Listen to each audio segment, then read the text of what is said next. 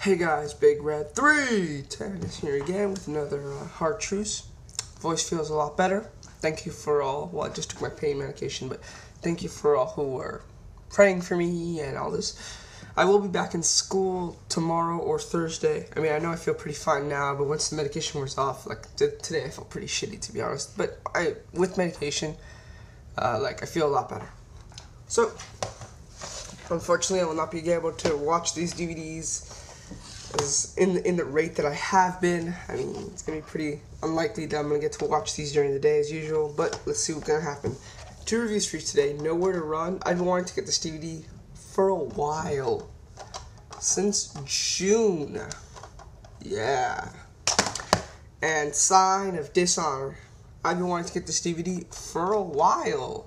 Since June. Yeah. You're probably wondering, what was in June so much that you wanted to get this? And that was Death Before Dishonor 3. And then Chase educated me on the Summer of Punk. And let me say, well, we'll get to Sign of Dishonor later. Nowhere to Run. This is an excellent show. In my opinion, it's the best of that triple shot. I think it's better than Manhattan Mayhem. But everyone knows I think Manhattan Mayhem is overrated. I mean, there's not one 4-star match on the show, in my opinion. No offense. I think there's like 5 3 3/4 star matches. So that's why I gave the show a 9. But I'm giving this a 9.25 because it's just a purely excellent wrestling show. James Gibson versus BJ Whitmer. Awesome opener. 3.5 stars. Gibson was the man in Ring of Honor. Jimmy Jacobs, Chad Collyer. Again, I still don't get the hate for Chad Collyer. Really, you get bored by slow wrestling. He's a technician. Not as good as Danielson, but he's still pretty good. 3 stars. I really like this match with Jimmy. Homicide versus Doug Williams. 3 3/4, possibly 4 stars. It was that good. Again, the description box, it will either be 4 or 3 3/4. Just some excellent technical wrestling by Doug Williams, who is also, is very underrated. His ROH career is very underrated. You look back at all his matches, I think all of them are 3.5 stars or more. Yeah, and he is part of, in my opinion, well, I have not seen Danielson London yet, but the best ROH match up until Joe Punk 2, which was Doug Williams, Spanky, Daniels, and Loki in the 4-way at Crowning a Champion, which I think is better than Danielson Loki. But yeah, so that was 3 3/4 4. Just an excellent wrestling match. Showed Homicide's technical wrestling ability, which is also very underrated. Next we got Jack Evans and Roderick versus Alex Shelley and Delirious. This was hilarious. 3.5 stars. Pretty much Alex Shelley needed a partner, and throughout the night he was looking for one. And then Delirious was like the only person who would team with him because Delirious would not respond to any of his questions, and he would just say, "If you want to be my partner, don't respond." And then he said yes, like he was all celebratory. Very fun match. Evans and Roderick Strong are another very underrated ROH tag team. Their matches from 2004 to 2005 were all 3.5 stars or higher, if you think about it. Great match. Next, we got Colt Cabana versus Nigel McGuinness. I don't agree with Sanders. I'm not so sure this is their best in their series, purely because I haven't seen their Soccer Riots match. But this is 3.5 stars. Really enjoyed it. Really fun. The ending storytelling was perfect. Perfect. It fit with the story. You know, Nigel giving Colt a low blow when Nigel, I think, beat Colt at Manhattan Mayhem by a low blow and had protested it being an accident. Next, Aries and Danielson. This was amazing. Match of the night. 4 1/4 stars. A strong 4 1/4. Can't quite go 4.5. 4.5 is another level of wrestling. Once you get 4.5 or higher, then anyone can consider it a 5-star match. That's just my opinion. But I can't consider this just a really high 4 1/4. Excellent match. I think their match at Final Contact or Chicago might be a little better. I think their ending sequence as Survival of the Fittest is definitely better, but that's not really a match. And I have not seen their Testing Limit match. 4 1/4. Excellent match. Next we get CM Punk versus Jimmy Rave in the cage. I love this. 4 stars. Maybe 4 1/4. I think 4 1/4 is a little too high. You know, it was a great storytelling cage match. And Sanders doesn't like cage matches. I don't either. Except in WWE. Except in ROH. I would say TNA, but they completely killed the cage, in my opinion, once Lockdown started. But this is, actually no, they killed the cage when they kept putting it on Impact. This is amazing. 4 stars, a great story. I love ROH cage matches because they're always great.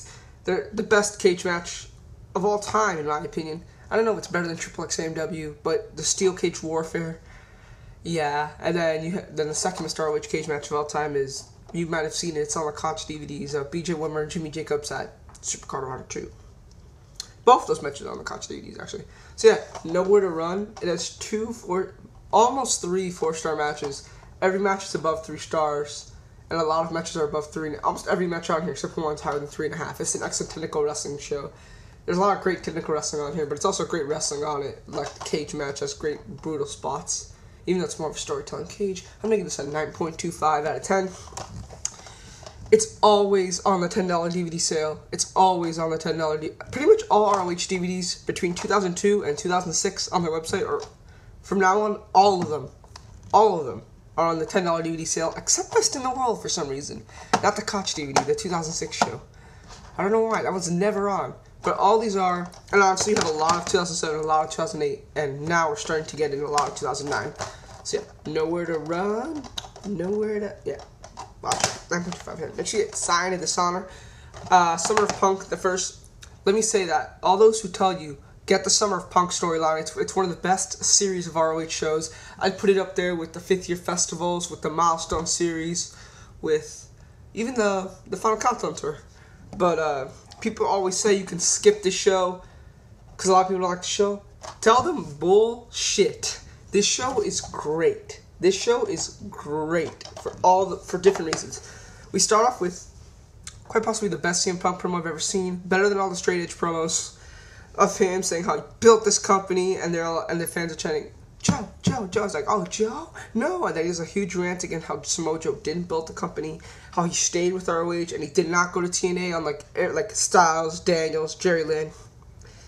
And then he signed his WWE contract on the ROH title belt, hence the title, Sign of Dishonor. And then he said he would defend the title tonight, whatever, but it was an amazing promo. Booking-wise, everything on the show is perfect, except of what I'm about to tell you. Lethal and Dixie versus Heartbreak Express, 3/4 star. This is the worst opener in wrestling history. I've been watching wrestling for almost 9 years now. I can say in my heart, this is the worst opener in professional wrestling history. It was a short match. It was only like 4 minutes. But the point is, it had no business being the opener. I get Jay Lethal's in the main event. But why did this match even need to take place? Like, their logic was, oh, Jay Lethal's in a match, let's put it in the opener so you can rest up for the main event. First of all, you could have put it as a second match and it would have made the same difference. But also, why did the match even need to exist? To debut the Heartbreak Express? Why the fuck was Jay Lethal in any way, shape, or form involved in this? Unless you want to put Jay in a match because you didn't want to ruin the surprise of the main event. But you could have done a better way than this match. This is so pointless. It had no business being on here. It's a tag team match. So Jay Lethal, God, this just shouldn't have been the opener. It shouldn't have been the opener. 3/4 star. Azario versus Roderick Strong, 3.25. A great match, not 3 stars. A very good match. This could have been the opener. This would have made a great opener. BJ Whitmer and Jimmy Jacobs, this would have made a great opener, actually, versus Lacey's Angels, 3 stars. I love the Whitmer and Jacobs title run. They just had great chemistry together as a team. AJ Styles, Jimmy Rave, 3.25 stars. I really like this match. I think this match and this feud is pretty underrated. And the ending, Jimmy Rave puts the bag over AJ Styles and tries to suffocate it. Yes, many feuds have done it before, going all the way back to Flair and Funk in '89. But it was still great storytelling-wise. Storyline-wise, excellent stuff. Nigel and McGuinness versus Wardell Walker. Okay, pointless, but between this match and the opener, the 2 pointless ones, they had Matt Hardy vignettes running through the match. Like, they would cut off the screen and you just had Matt Hardy's face and all that. And it was really good, so I'm going to give it a 1.25. Nothing bad. Like, it was really short, but the Matt Hardy thing made it worse. The Matt Hardy thing was in the opener too, but the opener was still pointless. Next we get the match of the night, the 4-corner survival match, Joe versus Homicide versus Gibson versus Aries. This is great. 4 stars. I actually love the booking. Aries wins, which I think is great. Well, this I blame on the fans, not on Gabe. Usually after ROH champions lose their belts, the next show, since most champions have very long title runs, they get like this huge standing ovation. I know some champions get it that day when they lose the title. Joe got it, Nigel got it. But also like the next show, they're supposed to get big ovations. Like Joe got a huge one. Danielson, I believe, had a huge one, but he was gone for like 6 months. It was more about his return. And Aries didn't really get that. This is like, I thought Aries should have gotten like a huge standing ovation when he entered, but I like how he won. He keeps credibility after losing the belt, and then Alex Shelley attacks him, which people may not like. I really like it. I thought Alex Shelley needed to be a top-tier athlete for this company, especially when he joins the embassy. Next to Christopher Daniels vs. Colt Cabana. This was shit, folks. 2.25 stars. Daniels, this was all rest holds, which doesn't bother me, but it went 25 minutes. People crap on Kennedy Abyss. I think Kennedy Abyss is better than this because that match was a lot shorter. This was 25 minutes. Punk Lethal. Another awesome Punk promo with him and Foley in the ring, which is just amazing. It's a little long, though, but it's amazing. Punk fights Lethal. I disagree with Sanders. I think Punk put over Lethal pretty well here. 3.5 stars. The fans bought the fact that he could have won. You know, at the time, it was supposed to be Punk's last show. And Lethal, they're like, not quite like how Tyler Black did it with Nigel, but still pretty good. The crowd was into him. And then Joe was at ringside, so Punk beat Lethal with the Muscle Buster and the Kikina Clutch, which I thought was very, very cool. 3.5 stars. I really enjoyed the match. I mean, it's not short either, Sanders. It's like 20 minutes. And then, yeah, in my opinion, Punk is the heel of the decade. Disagree with me on that, but in any promotion where he is, just cut off promos. 7.75 out of 10. Great storytelling shows. It's not a skip. Bigrat310, I'm out.